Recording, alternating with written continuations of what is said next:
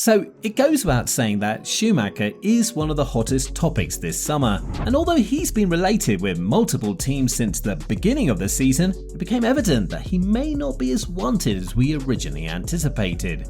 After debuting in 2021, Schumacher scored his first career points in 2022 on 2 consecutive weekends after finishing P8 and P6 in Silverstone and Austria respectively.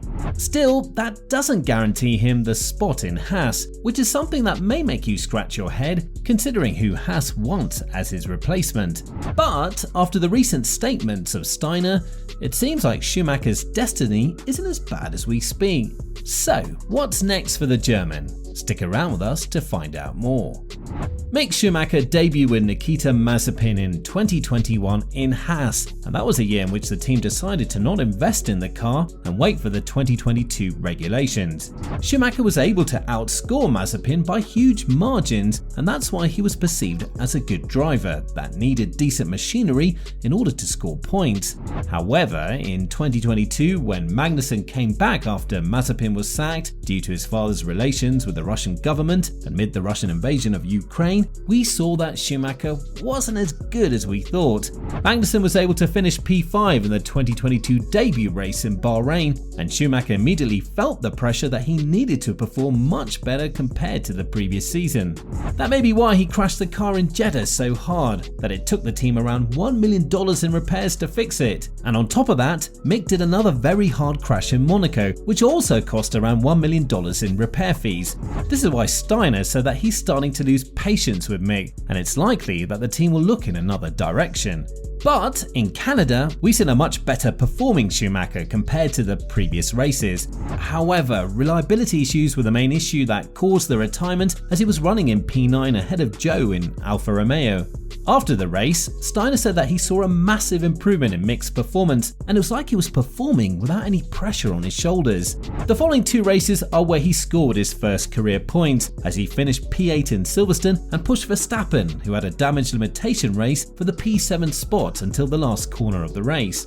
After that, Schumacher had an amazing qualifying sprint race in Austria, but due to missed tactics by his team, he wasn't able to pass Magnussen and had to defend against Hamilton, which was done successfully in the majority of the race. However, the Briton passed him and was able to kick him out of the points on Saturday, but Schumacher came back even stronger on Sunday, finishing P6 and scoring his second consecutive point. But after these 2 races, Schumacher came back to the old normal, as he's currently fighting to score points yet again in the remainder of the races on the calendar.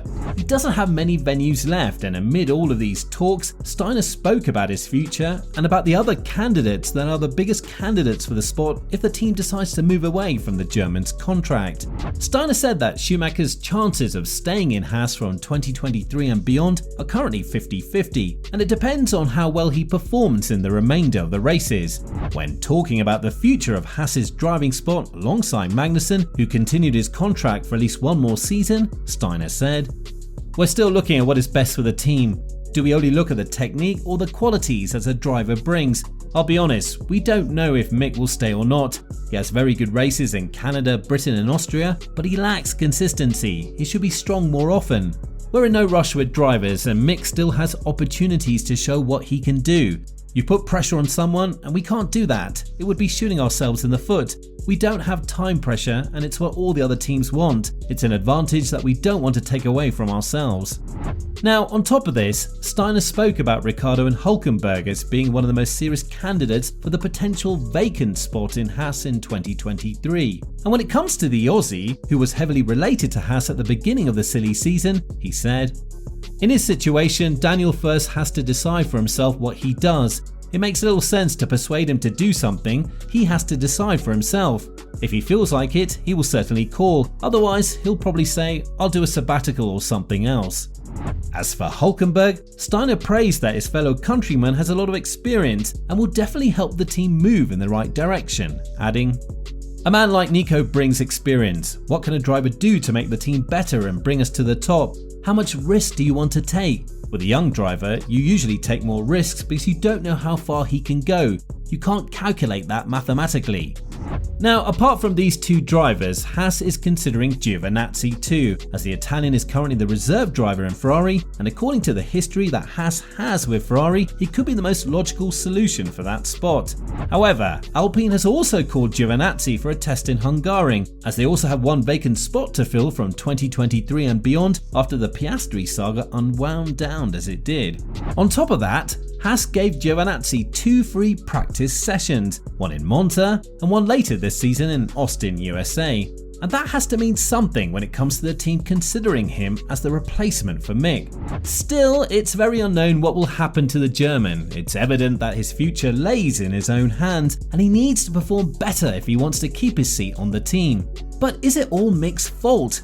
We haven't seen Magnussen performing well while Mick was at the bottom of the grid, so it has to be the car that's causing all of these problems. On multiple occasions, Mick was able to out-qualify and outscore Magnussen, although both of them finished without points. Therefore, putting all the guilt on Mick for his bad results isn't a fair thing to do, which is why Haas needs to think thoroughly as to where the problem actually lies. As for Mick, there have been talks that he will cut the deals with the Ferrari Academy at the end of the 2022 season. According to reports, Mattia Binotto said that he isn't satisfied with the rate that the German has progressed, and if this move is done, it's very likely that we won't see Schumacher on the grid from 2023 and beyond. Ferrari always likes to test out their own drivers in the affiliated teams, such as Haas or Alfa Romeo, which is why Robert Schwartzman may be the next one to line up for a seat in Haas if Mick is not there to take that spot. If Mick isn't in Haas from 2023 and beyond, it's likely that we won't see him on the grid anymore, since there aren't many teams that are currently eager for his signature. According to Ross Brawn, Schumacher is currently at a crossroads in his F1 career, saying that he does believe that Mick's place is in F1, but he needs to work much more compared to what he's done now if he wants to keep the seat in Haas. When talking about Mick, Brawn said, "Mick has improved enormously this year. He has a really good reference in Magnussen, and he's now at an important crossroads in his career. In any case, he deserves to take the next step in his career, and by that, he'll be measured." So it's evident that Mick had a lot of pressure on his shoulders when he arrived in F1 due to his surname. His father is one of the greatest drivers in the sport, and quite naturally, everybody expects you to perform nearly the same as your father. However, this isn't the case with Mick, and that isn't necessarily a bad thing. Brawn, who worked with Michael in Benetton, Ferrari and Mercedes, says that Mick needs a bit longer to adapt to the environment compared to his father. He's different from his father, who was always immediately on the limit. Mick needs a little longer, but in the end he also won the titles in the junior classes. He's very talented, has 100% inherited in his father's work ethic, and is extremely capable of improvement. That is crucial, said Brawn.